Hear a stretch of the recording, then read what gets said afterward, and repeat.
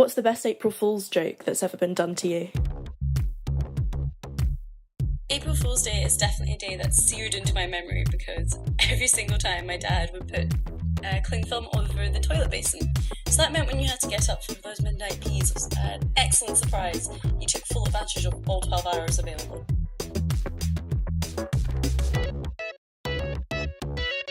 Welcome to the April episode of Psych Soc O'Clock. Inspired by April Fool's Day, our aim this month is to make you laugh so hard your headphones fall off. Today we are Elisa, Alejandra, and Amelia. The campus chat this week was, what's the best April Fool's joke you've ever done or experienced? And I wanted to ask you guys, what is your best April Fool's story? I actually threw a really good one with my best friends from high school once, and we were known for 3 years after that for the tuberculosis April Fools, where basically I didn't go to school on April Fools just because I was feeling sick, and two of my friends decided to play this joke on a really gullible friend that we had.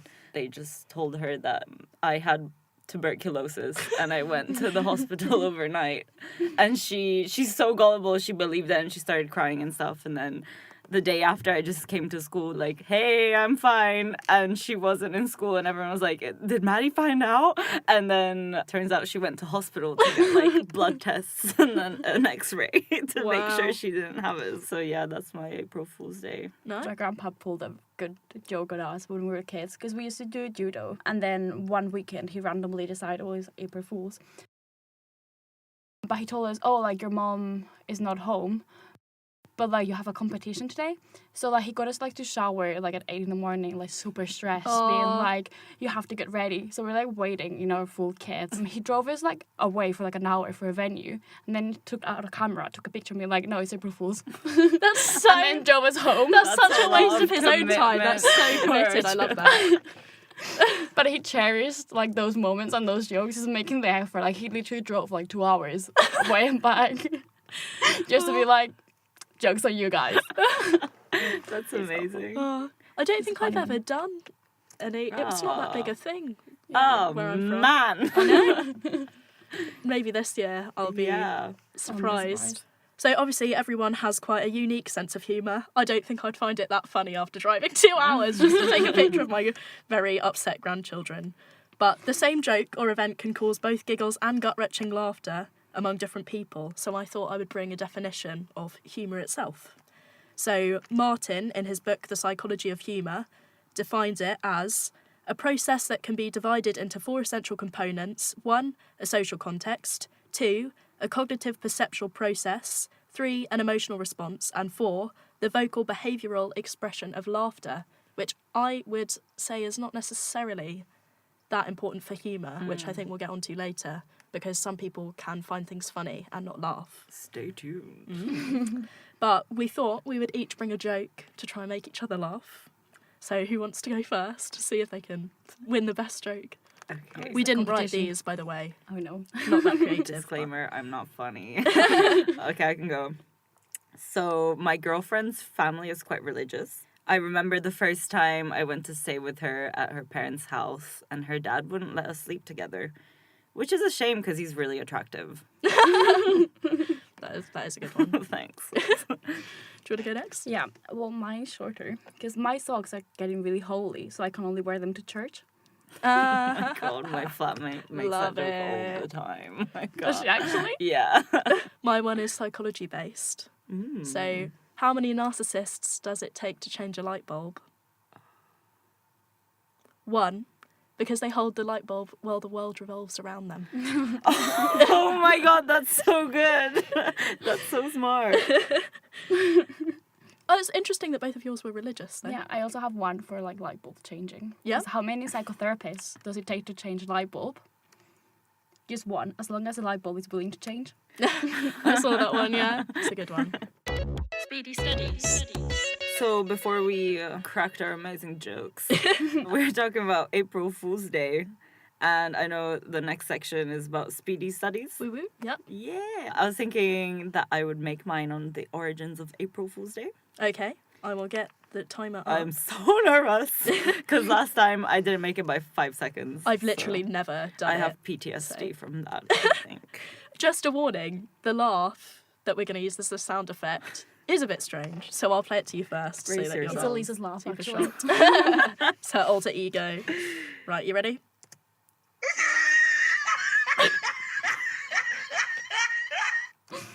So yeah, that's I think I'll be terrified. yeah, if you weren't terrified before, you definitely will be. Right, I've got the timer ready. You all ready to go? Yeah? Deep breaths. Okay, let's go. 3, 2, 1, go.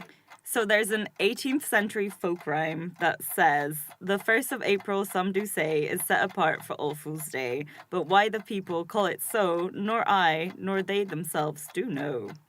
And it appears that we don't actually know where April Fool's originates from now either, but there are a few theories as to how the celebration of this day arose.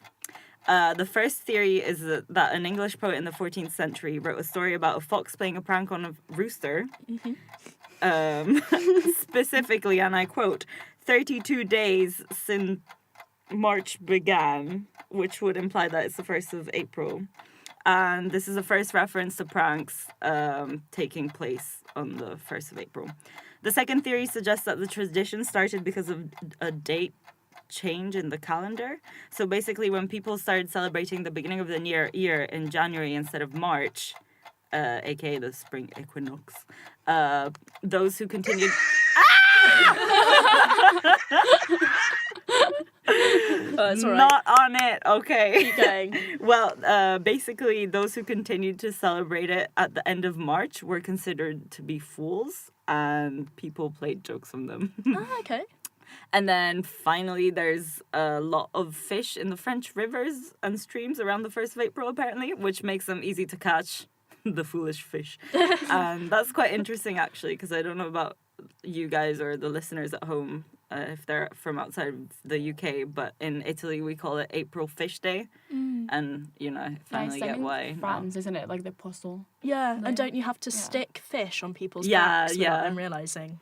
I once did that to my grandpa. He went around with for a whole day. It's so funny. Do you want to go next? Okay. Right, wait, let me get the timer ready. You ready to go? Oh, yeah. 3, 2, 1, go. So my Swedish study is on cultural jokes, because some jokes don't translate. Elisa says she's funny, but maybe only in Italian. Oh, Dick.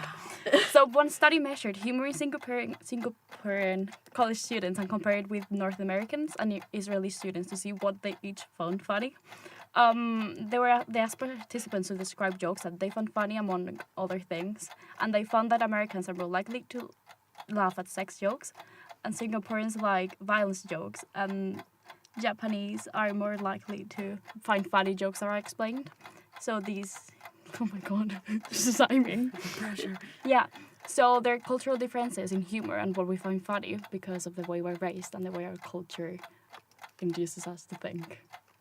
And that's it. nice. 10 seconds left. Very Right, good. you don't get even a No. big Yeah, you fat don't get the laugh. disturbing laughter. But I was I thinking, was trying to avoid it. so I was thinking, you said that Singaporeans laugh for violence jokes. Yeah. That's so interesting because they have such strict laws about That's violence why. and stuff. Yeah. Do you think because they do they're that oppressed. as a coping Yeah. mechanism? Freud would agree Freud with that would- idea. oh my God. So Yeah, this we'll study go on to that. suggested that Singaporeans laugh at violence jokes because they feel oppressed by that. Right, my one is on slapstick comedy because I always think it's quite interesting that we all laugh at people when they're in pain. So I looked more Oh, is that into- what slapstick is? Yeah, so Okay. slapstick is the typical kind of Like Mr. Bean. getting knocked over by a ladder. Or Right. that kind of Oh, thing. that makes me squirm on the inside. Does it? Do you Yeah. not enjoy it? So funny. No. Did you not laugh when someone falls? No, I'm like, are you okay? Oh, Do It's I a need to get cultural my thing, first though. aid kit out?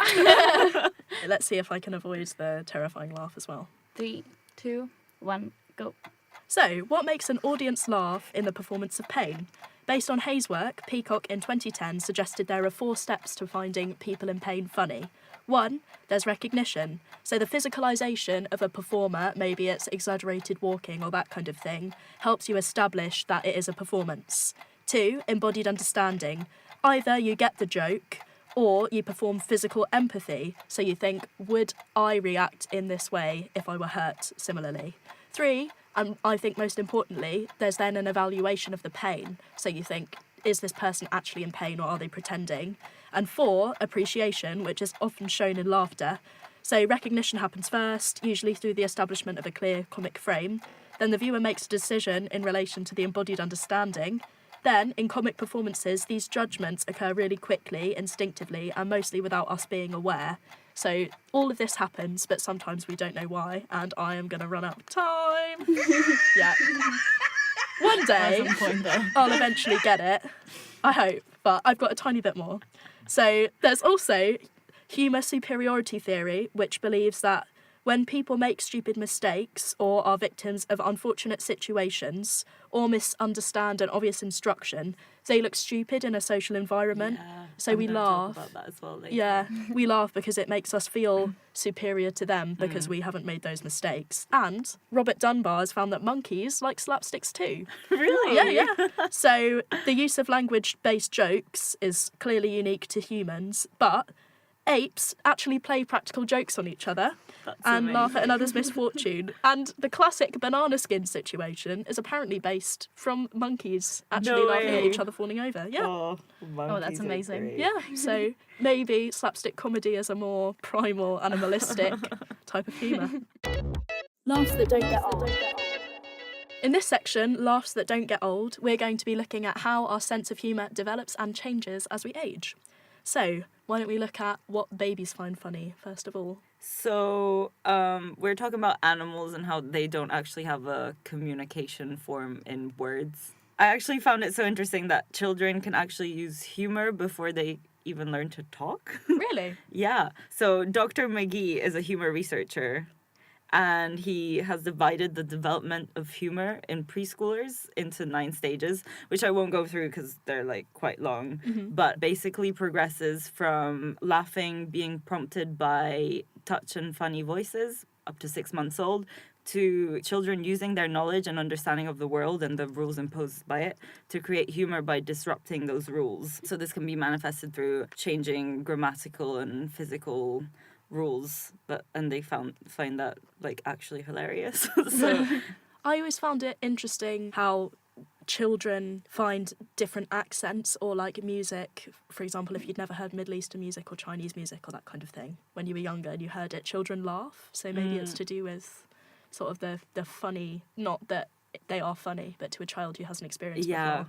Definitely. But also I think in contrast to that as well, just humor is more than just about the joke. It's more like about the subtleties with mastering it as well, which is why I find that the period of development before mastering the jokes is so fascinating. Because, you know, like humor is essentially an intellectual and emotional skill. Because I was looking at older children, and research indicates that language is a prerequisite for humor. So infants without language and younger children will enjoy like physical humor, like peekaboo. So like you said, like the disruption of like normal. But then when they develop their cognitive abilities and skills, they will use like language-based jokes, being very like plain, like pig says moo. But like they're more complex. There's also the component of children finding stuff funny because they feel like they've mastered and understood the rules of the world, and if they make jokes about it by disrupting that, they feel like they're in on the joke or whatever. Okay. So that's what they find funny, is that they can manipulate the truth, and they find that hilarious. Sometimes it's kind of a power play as well, because there'll be small children doing things which are like inappropriate in the situation. I don't know, making fart noises in a library, and they'll find it absolutely hilarious, especially when their parent gets really annoyed and they say, stop doing that. But I mean, I quite enjoy that kind of thing if it's not too disruptive. Apparently when I was little, in planes, I used to stand on my seat and scream the Grand Old Duke of York. And then when everyone else was sleeping, I'd go around and poke people in the eye. In the eye? To wake them up. Not hard, mind you, just to wake them up. Oh, right, that's fine then. Yeah. Honestly. And then hide underneath the seat. Okay. So I'd poke people in the eye to wake them up, and they'd wake up and go, oh, what happened? And see nothing, because I was so small that I could hide under the seat. That's actually, I love children. They're so funny. Like one of the most important things is imagination. So like the ability to take things into a different perspective. And coming into play with language is for children to look for exaggerated reactions because they find that funny. Okay. So like coming along with what you said, developing an imagination is important for a child to eventually be able to produce their own jokes, which starts to happen by around like 2 years of age. Also, studies said like children laugh 300 times a day, whereas adults only laugh 5 times a day. I'm a child. I literally laugh 5 times every minute, I think. That's good for you, though. You can do laughing therapy where you sit in a room and laugh. Me every day, guys. Therapy. And it's meant to be a really good core workout as well, deep laughing. Oh yeah, you guys should really see my abs. I looked at adult humour and dirty jokes. Ooh. So Freud, of course. Freud believes jokes as socially acceptable ways for people to reveal their repressed sexual or aggressive thoughts in a socially acceptable way.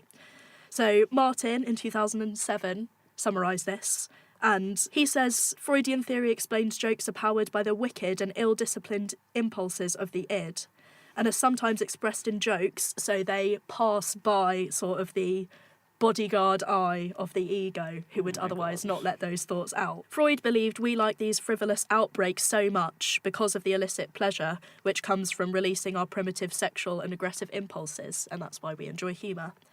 And Apter, in 1982, had a different idea with some similarities. He believes when people are in the paratelic motivational state, very long, Of course.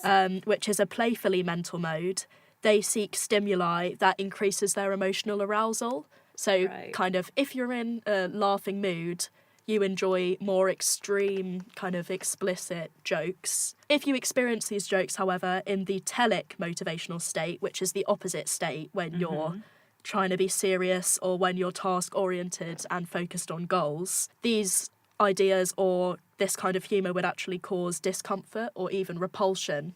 So you've got to make sure you choose the right context. If you are a comic that is planning on making those jokes, you've really got to set the scene and put those people in the right mindset. Isn't like when the room is quiet and you make like a really dirty joke, do you get like a big reaction as well? Yeah, but I think it depends on how prepared your audience are for that. So there's a difference between making a good comic pause and then making a really inappropriate sexual joke at a funeral or something. Apter believes when using sexual themes in humour, when in the up for it paratelic motivational state, these normally taboo subjects are stripped of their negative associations or negative valence and can enhance the positive arousal caused by humour. And there's even a humour appreciation test which measures different types of humour, which is the 3 wits dimension humour test. And sexual humour is divided into nonsense sexual, which is surreal in this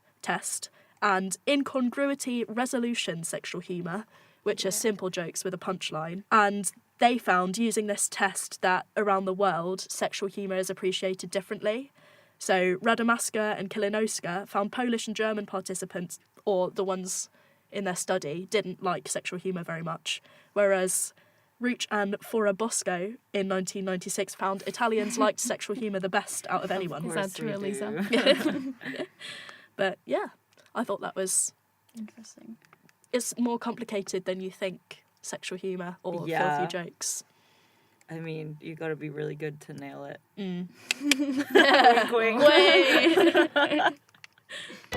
Giggles in groups. This section is called Giggles in Groups, and we're going to be looking at the social functions of humour and the people that perform humour. So, do you want to go first? So, the first social function of humour is believed to be an evolutionary advantage, whereas funny people have been selected in our evolution because they're desirable. So, extending from a proposed theory by Hobbes, like the Hobbes superiority theory, where like best traits are selected, a guy named Alexander proposed that reproductive success comes from an individual's ability to use humour to advance social standing and ostracizing others. So by isolating others and ostracizing them, that ultimately affects the two resources and therefore survival. Okay, so they sort of put other people down and then raise themselves up. So evolutionary psychologists have theorized that a sense of humour is a sign of intellect and strong genes, and that women are attracted to funny men because of the genetic benefit that could be bestowed upon potential offspring. And interestingly, one study asking females and males for like their perspective on humour found that both sexes say they want a sense of humour, But while women want someone to make them laugh, men want someone to laugh at their jokes. That is so annoying! I'm so far freaking funny. And then in 2006, a study by Geoffrey Miller of the University of New Mexico asked female subjects to read description of poor but creative men and wealthy but uncreative men to rate their man's desirability. And in these descriptions, it was like integrated the humor aspect. So like it was like mostly like stand-up comedians being like poor but creative and witty. During times of high fertility, women chose poor but creative people rather than wealthy and uncreative men twice as often for short-term relationships, but no preferences were shown for long-term relationships. I mean... So you want to have smart children, but a rich husband who doesn't necessarily need to father your child, is that? We set the expectations so high. I feel like that rather goes to the evolutionary perspective. On the other side, I think you looked at times when comedians or having a particularly good sense of humour can actually be detrimental or associated with sadness. Mm-hmm. So this concept is called the sad clown kind of concept. And it's a theory where comedians or people portray themselves as happy on the outside, but might be struggling on the inside. And going hand in hand with this, there's a tormented artist kind of theory where it questions whether mental health issues go hand in hand with creativity. Mm-hmm. Basically, I think comedy is a form of art, and time again we see examples of how creators of such art have been affected by mental illness. I mean, just look at like Van Gogh and Virginia Woolf and Sylvia Plath. So many examples. So I think emotional intelligence is definitely needed to understand and appeal to people's emotions and in order to make them laugh. So I think successful comedians are often very emotionally intelligent. But this increase in intelligence also comes with its cons, because with higher intelligence, you're also probably more susceptible to being negatively impacted by things around you as a result of emotional reflection. And actually, when you read interviews with a lot of famous comedians, they often will talk about how they use humor and comedy as a crutch to make them... to take them away from the feelings of insecurity or sadness. And in fact, Dr.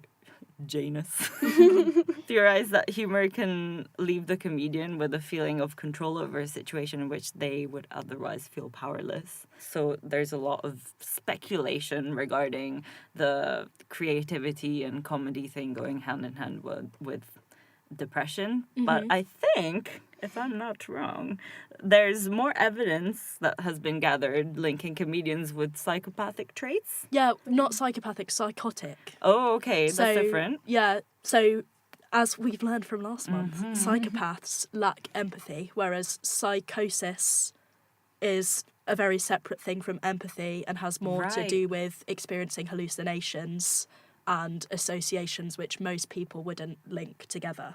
Okay. So, yeah, this study, which was by Ando, Claridge and Clark, and it's quite controversial, just to say, lots of people disagree with it, but nevertheless, yeah. We're open-minded, right, guys? In 2014, they looked at psychotic traits in comedians and compared those to actors and control people. So 523 comedians from the UK, USA and Australia described their own personalities and beliefs using the Oxford-Liverpool Inventory of Feelings and Experiences, shortened to O-Life, which is much easier to say, which asks about schizophrenic and bipolar behavioural features, including 1. Unusual experiences, which measures magical thinking, belief in telepathy and other paranormal events, as well as tendencies to experience unusual perceptions. Right. So magical thinking is believing things which can't exist in the real world can exist. Okay. 2. Cognitive disorganisation, which looks at distractibility and difficulty in focusing your thoughts. 3. Introvertive anhedonia, that's it, which is the reduced ability to feel social and physical pleasure in groups, as well as an avoidance of intimacy. And 4, impulsive nonconformity, which is the tendency towards impulsive, antisocial behaviour, which is often linked to a lack of mood-related self-control. Louis C.K., we're looking at you. So all of these traits are considered psychotic or part of diseases or mental health conditions, which include psychosis. So, comedians scored significantly higher on all of the psychotic personality traits compared to the actors, who have a similar kind of job, if you think about it, and non-creative occupation participants. And they also highly rated on introversion, which is really interesting and I think relates to the sad clown theory, because although lots of comedians do share a lot of their personal lives and you'd think that they were very extroverted and are happy to sort of share their time with others, in the podcast that I like to listen to, especially one called The Comedian's Comedian by Stuart Goldsmith, he interviews lots of comedians about their process and their work, and lots of them say, I just sort of have to shut off after my gigs. I don't have the capacity to talk to people anymore. Yeah. And everyone expects me to be really outgoing and funny all the time, but I'm quite an introvert. It's a huge burden to carry, I think. And yeah, also, definitely. I think comedians generally prefer performing in front of an audience that they don't know. Yeah. Which probably, relates to introversion as well. Yeah. They're more open to sharing the deepest, darkest secrets in front of people they don't know because maybe they can dissociate from the crowd. I don't know. Yeah, I think that's a good point. Professor Gordon Claridge from Oxford University's Department of Experimental Psychology criticised this study and says, although schizophrenic psychosis itself can be detrimental to humour, in its lesser form it can increase people's ability to associate odd or unusual things or to think outside the box, which is useful in comedy, especially if you're doing surreal comedy. And manic thinking, which is common with bipolar disorder, can help people combine ideas to form new, original and humorous connections. And another lecturer, James McCarb, said this: these findings shouldn't be taken as evidence of a link between comic talent and mental illness. It's just that there are some associations in thinking style. It's not that all comedians have psychosis. And one of my favourite comedians, Serra, commented in The Guardian on a short summary of this study and said that she thinks that it's actually a childlike approach to the world which this study picks up. And she says that if you did this O-Life test on children, they would be hugely psychotic in their thinking because they can associate things which adults would not necessarily associate. And she says, but proper jobs and grown-up lives train people to conform, and thus they lose their more original, youthful viewpoints and behaviour. True and so sad. Yeah. So she thinks that comedians' success comes from lots of hard work and practice and being more open to having novel ideas. Thinking about how comedians process the world and their thoughts and experiences differently, I think, Alejandra, you looked a little bit into how different people in the audience can process comedy differently. Yeah, so I looked at female and male senses of humour because it's quite stereotypical that women love romantic comedies and then male will laugh out at like guy movies with like crude jokes. Guy movies. Guy movies. Yeah. Guy movies. Guy movies. Football sausages. What sausages? I don't know. And then some psychological research does back this up, where a US study found that female college students tended to enjoy romantic film genres, like so rom-coms, and then like males only went for like dark comedies. But there is some controversy on the way the brain actually processes humor, because as we know, the emotional parts of the brain are the amygdala and the insula. A study analysis of 1,400 human brains from 4 different databases revealed that there was an extensive overlap between the distributions of male and female humor, lighten up, in grey matter, white matter, and connections assessed. So this extensive study found no difference in processing. I think that maybe males are less likely to say they enjoy romantic comedies and women are It's like guilty pleasure. socialised. Honestly, like, my ex loved rom-coms. Yeah. So I think the brain evidence supports the idea that maybe the senses of humour aren't that different. Smaller study with 29 subjects, so 15 females and 14 male, did the same fMRI scan on participants that were shown a cartoon, so different cartoons. So cartoons for like funny, and then images, like normal images for our control. And the research showed that women found the cartoons to be funnier, and they rated both the cartoons and the neutral, so the images, stimuli as funnier compared to men. And also when looking at these images, their brains lit up more in the insula and amygdala.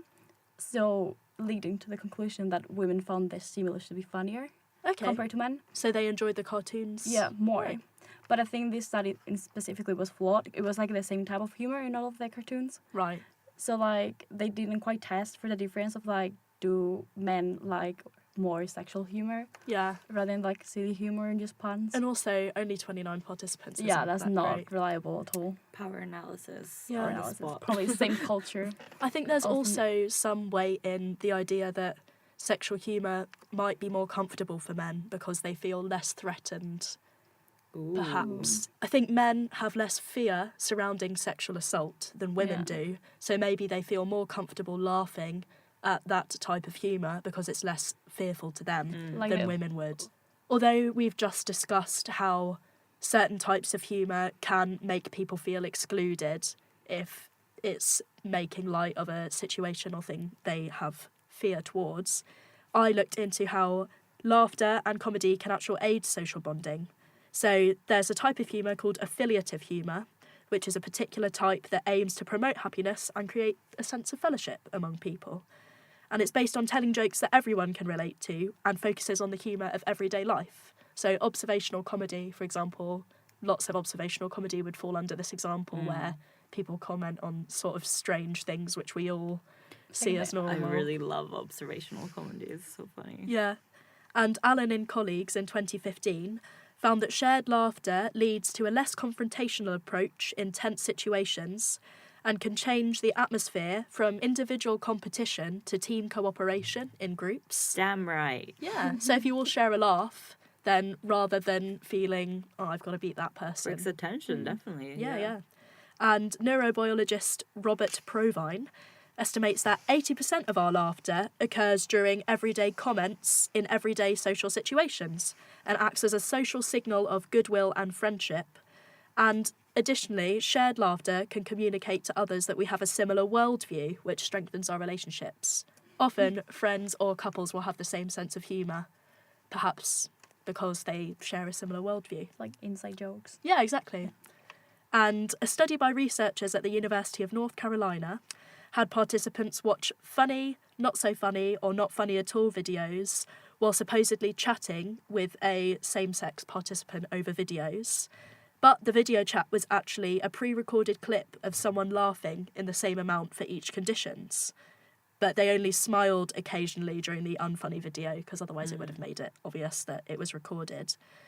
Most shared laughter was produced in the first scenario, so the participant laughed more when they watched a funny video with someone laughing a lot, and there was minimal shared laughter in the second video, so the participants didn't laugh very much when they were watching the non-so-funny video.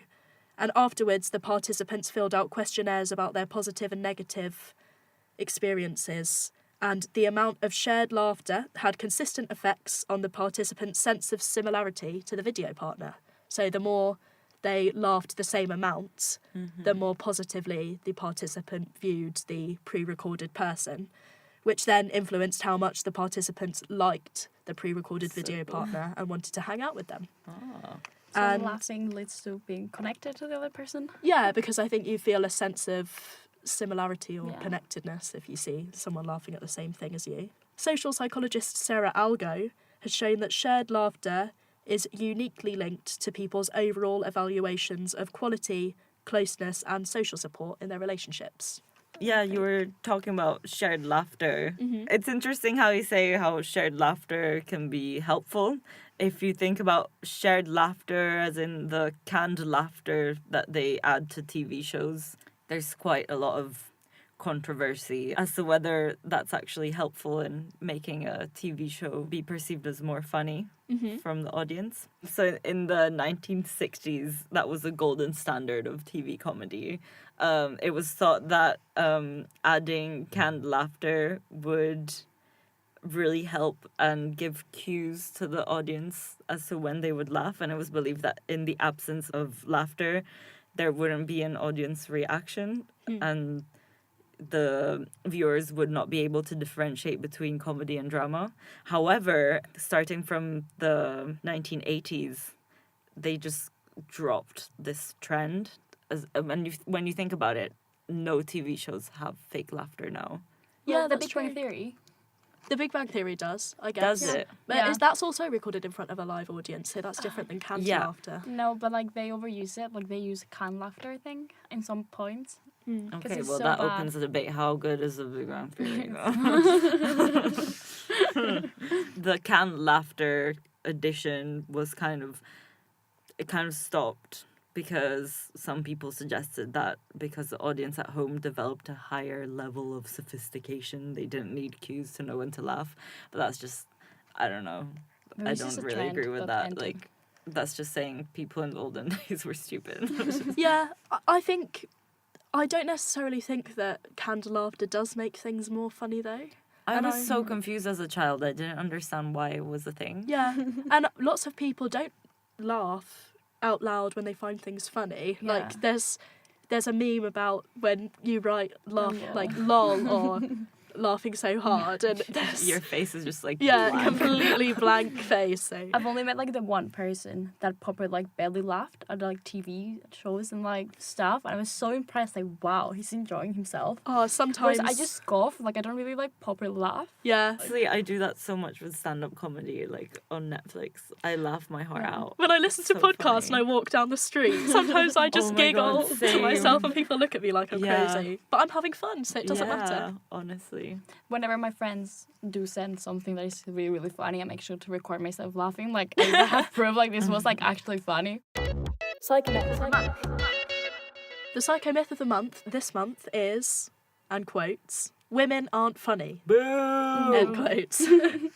So Schmidt from Northeastern University analysed the words used to describe male and female professors across 14 million reviews on ratemyprofessor.com. 14 million, so that's a lot of reviews. In every single discipline, male professors were far more likely than female ones to be described as funny. So that, straight away, is some evidence that people don't necessarily consider females to be funny, or it's not the first characteristic that would jump to their Would mind. you say that's perception from the students? Yeah, or it's not a reflection of how funny women or men Oh, it's are. such That's a big perception numbers? of the students. Well, Nick's found that men aren't consistently funny, but they take more risks with their humour, so they're likely to get bigger Right. laughs. So in his study, he asked 32 students to write captions for fake cartoon sketches. And the men were excited to do the task, but the women were more reluctant, and lots of them said, I can't do this, I'm not funny. And they found that men's punchlines were only very slightly considered more funny, which it was about 0.11 on a 5-point scale. So a really tiny percentage, less than 10%. And men were more successful in their Although men wrote some of the most successful jokes, they also used more profanity and sexual humour, which was rated as less funny overall. But another 2011 study, doing a similar kind of task, found men's and women's quotes to be equally funny. So Greengross, who is an evolutionary psychologist from Wales, argues that men are willing to take more risks in humour, and they also fail more miserably. But it's worth it. If you fail and you're not funny, you lost maybe a minute. But if the person laughs, then the benefit can be huge. So I think that the difference in perception is due, one, to confidence, because maybe women don't consider themselves to be as funny, and men do tend to believe themselves funnier. So male participants in that 2011 study said that their cartoons were an average of 2.3 out of 5 for funniness, and women gave themselves 1.5 out of 5 for funniness. And even sadder, 89% of the women and 94% of the men in that study said that men in general are funnier. So I think it's important for us all to celebrate the funny gals in our lives, because they could be hiding the best laughs that we've ever heard, but might just need a little encouragement to let them loose. Belly and body laughs.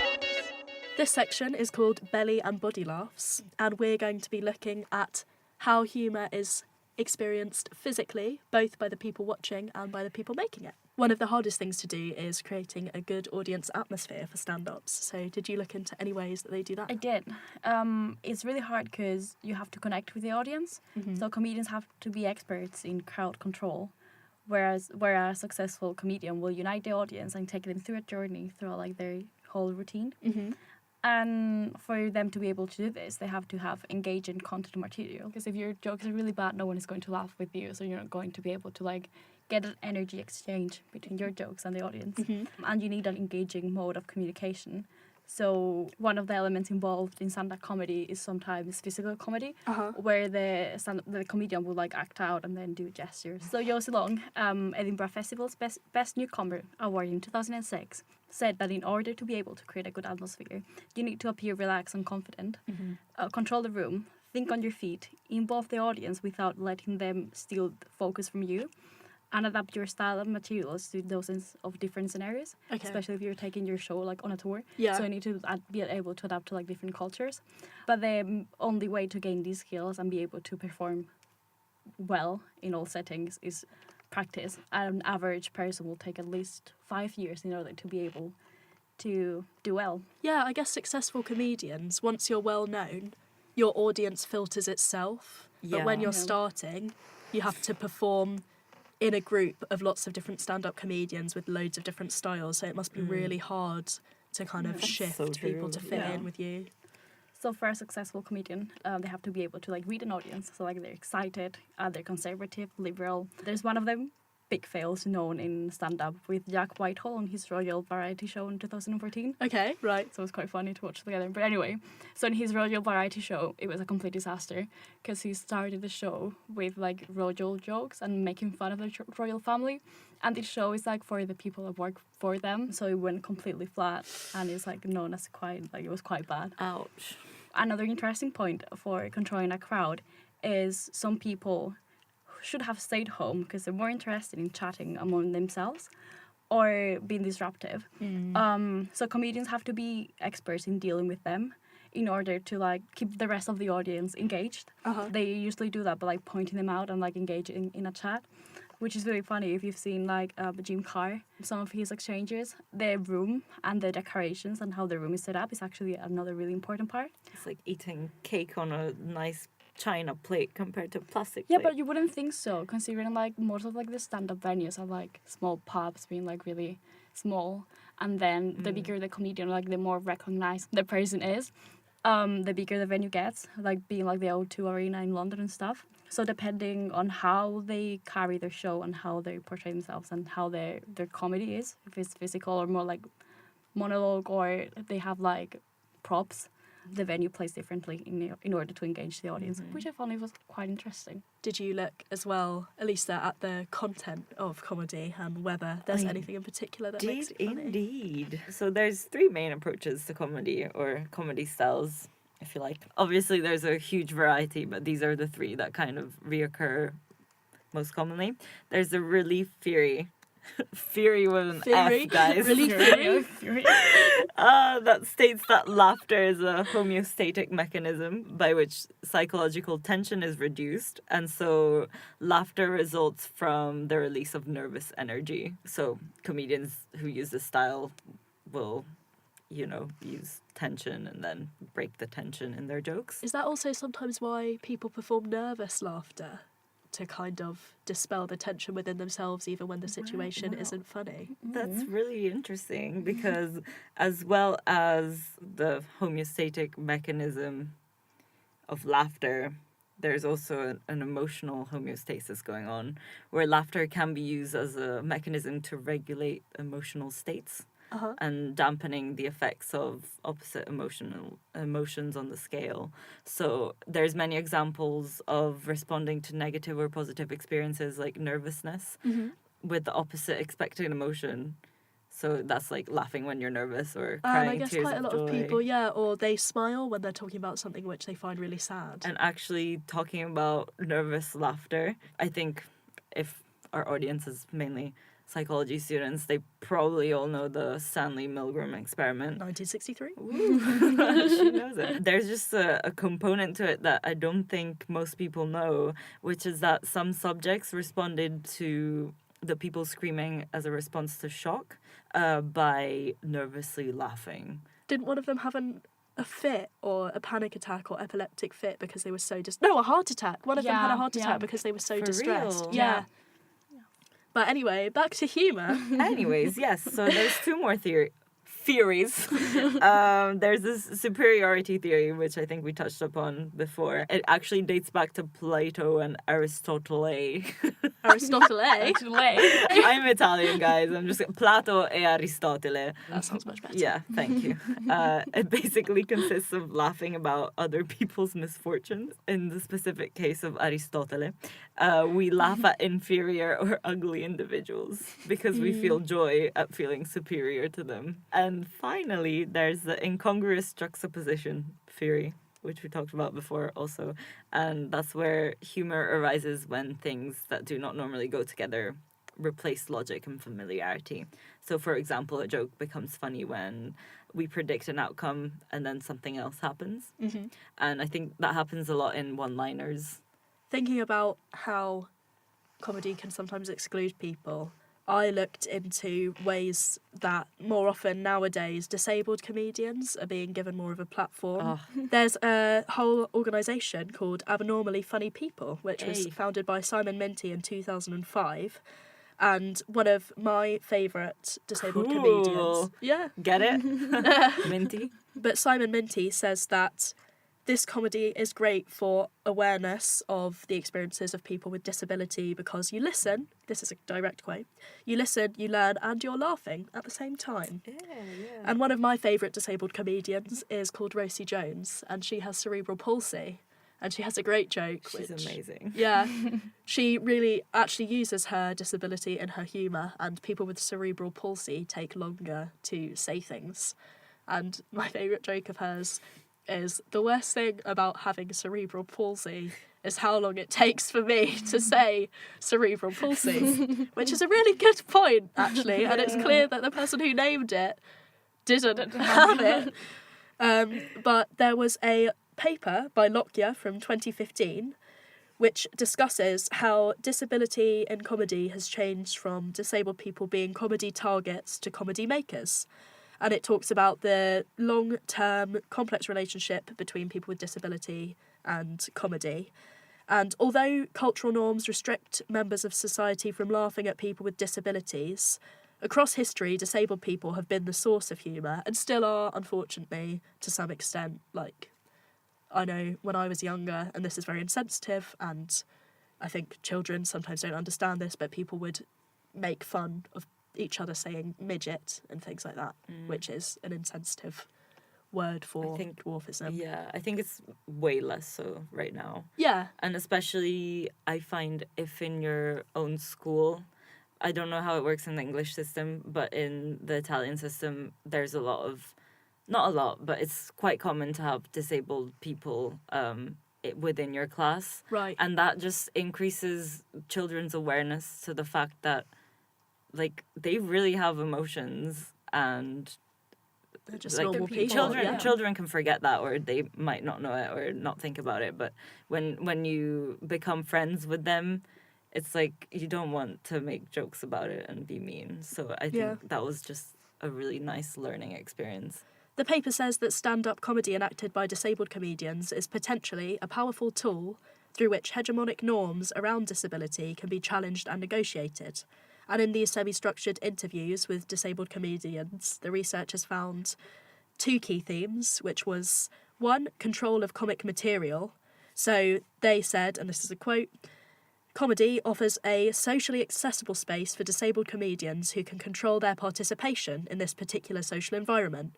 Such responses are united in the way in which they recognise the positive benefits of self-definition and self-authorship in comic performance." So although society might place expectations on how disabled people experience the world, in stand-up comedy, those same people are in charge of defining how much they're going to talk about their disability, the way they're going to share their experiences about it, and that kind of thing, which isn't necessarily available in other platforms. And two, the management and control of stand-up comedy audiences. So it's the opportunity for disabled people who are sometimes not allowed to fully participate in society to participate in public communication, feel a sense of control over their audience and how their disability is defined. And some comedians incorporate their impairments and the related stigma symbols, which allows them to redistribute interactional power. So, yeah. But some participants said they didn't like it when other comedians, like the Compares, made jokes about their disability, because that then takes the power away from the disabled comedian because other people are using it for their own humour. Use your own issues. Yeah. Everyone's got enough to work on. So comedy is a chance for people with loads of different bodies to be celebrated, which is great. But Elisa, How does your body feel exactly. when you laugh? I have a pretty extensive list of the physiological responses to humor for all my neuroscience and biology nerds out there. There's just such a huge range, and researching this just it made me fall in love with laughing. Honestly, it does so many good things for you. So on a respiratory system level, it increases respiratory activity and increases oxygen exchange. Cardiovascularly, it stimulates heart rate and blood pressure, followed by a relaxation phase called vasodilation. On your sympathetic nervous system, it increases the production of catecholamines, which are amino acids and neurotransmitters like dopamine, norepinephrine, which results in increased levels of alertness and memory, so it enhances your learning and creativity. On an immune system level, immunoglobulin A levels are significantly increased in the saliva with stimulation of humor and laughter, and increased spontaneous lymphocyte blastogenesis. Oh, that's It's very a natural you got that killer out in cell one. activity. Those are the cells that The immune system. kind of fight off cancer cells, actually. Your muscular system, it stimulates your muscles and relaxes muscle tension, which often results in diminished pain. Brain level, very fond of this one because I study neuroscience. Laughter stimulates both hemispheres at the same time, and it coordinates all the senses and produces a unique level of consciousness and a high level of brain processing. Digestive tract, when you laugh, your internal organs are massaged, resulting in increased peristalsis, so improves digestion. That's so cool. Don't even go on a diet, just laugh. And also you get tears of laughter, which provides exocrine responses which carry away toxins which are found in cells under stress. So honestly, you guys, I think laughing might be the best thing, even better than physical activity. You looked at witty comebacks as well. I did. I personally believe that witty comebacks are a true born talent. You can't, you either have it or not. But there's some research on how to be able to come up with witty replies. Okay. And it's quite an extensive, if you Google that, there's a lot of results. So people actually Google, how to come up with, witty replies.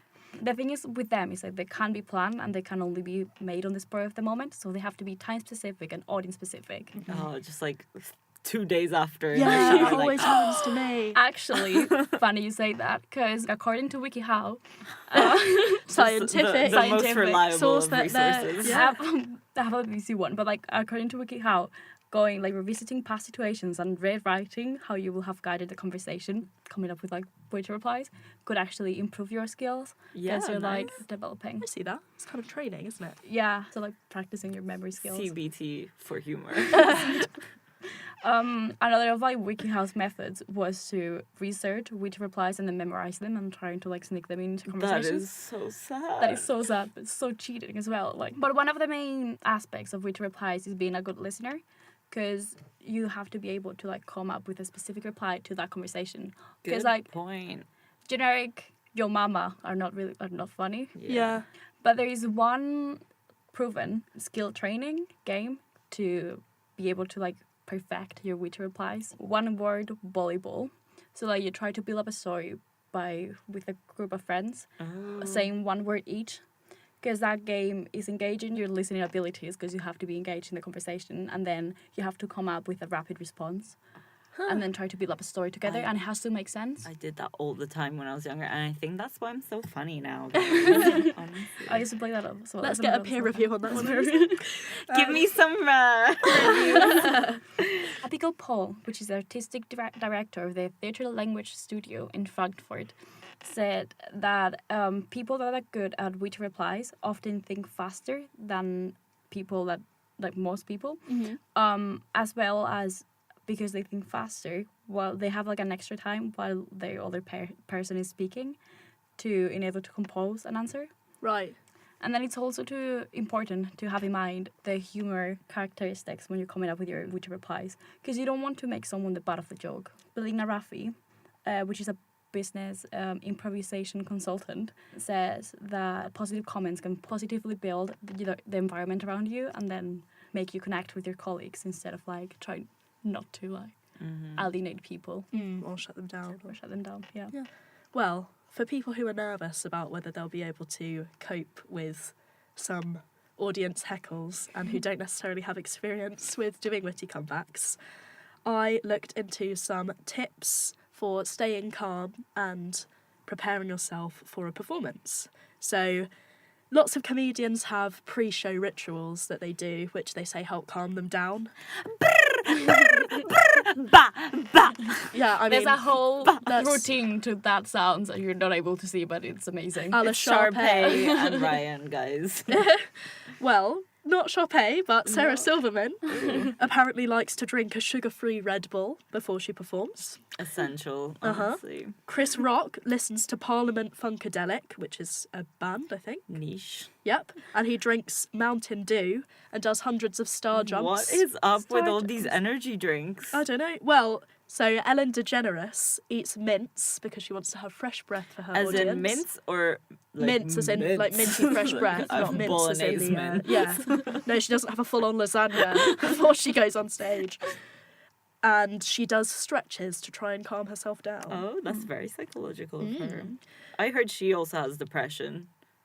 Sorry, wow. that's like Wow, really so dark. dark. But when I was doing research on the sad clown, like I did not expect her to be in the list of comedians that are sad.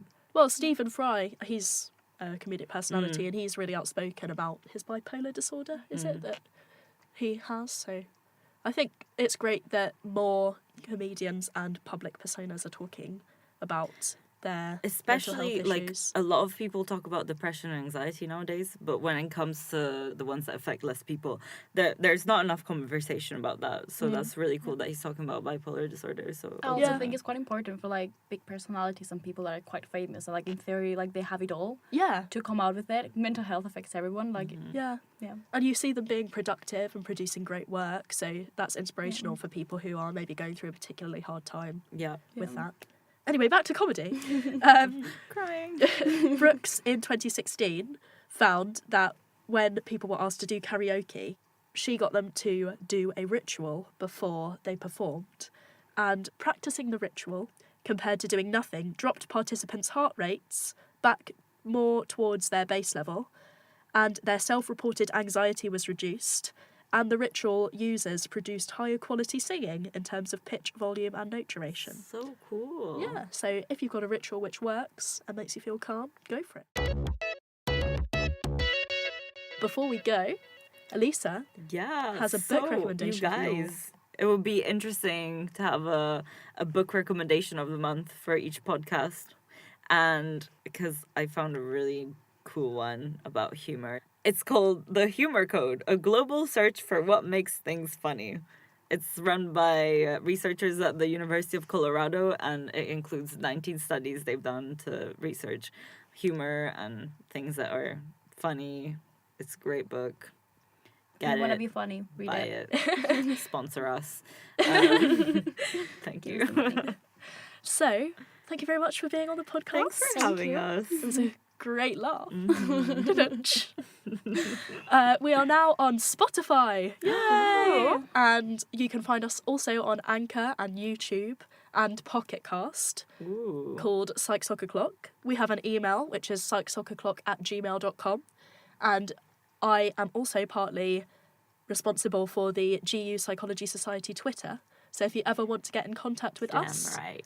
you can just drop us an email or a tweet.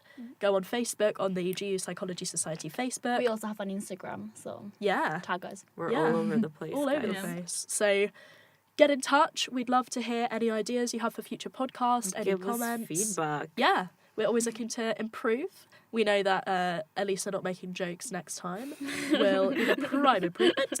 Elisa just not showing up. Like, honestly, I've been here twice. No, we love you so much. 3 times, haven't you?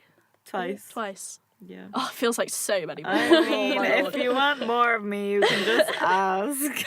Thank you very much for listening, and we hope you have an amazing April Fools. Mm-hmm. And we are going to say goodbye with our best fake laughs. Oh, You yeah. guys ready? Yeah. Yep. Elisa has requested to do hers by herself. So enjoy, everyone.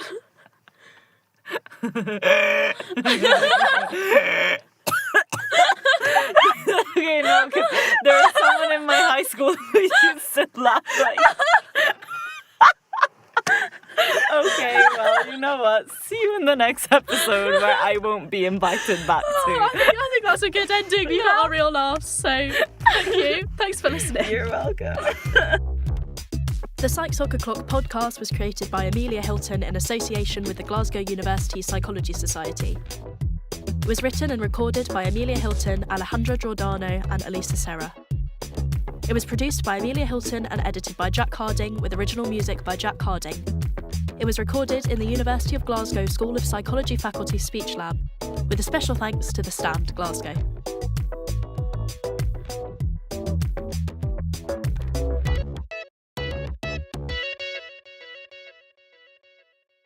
Woo! Just me trying to get into the zone. Right. So, as you know, comedians are funny.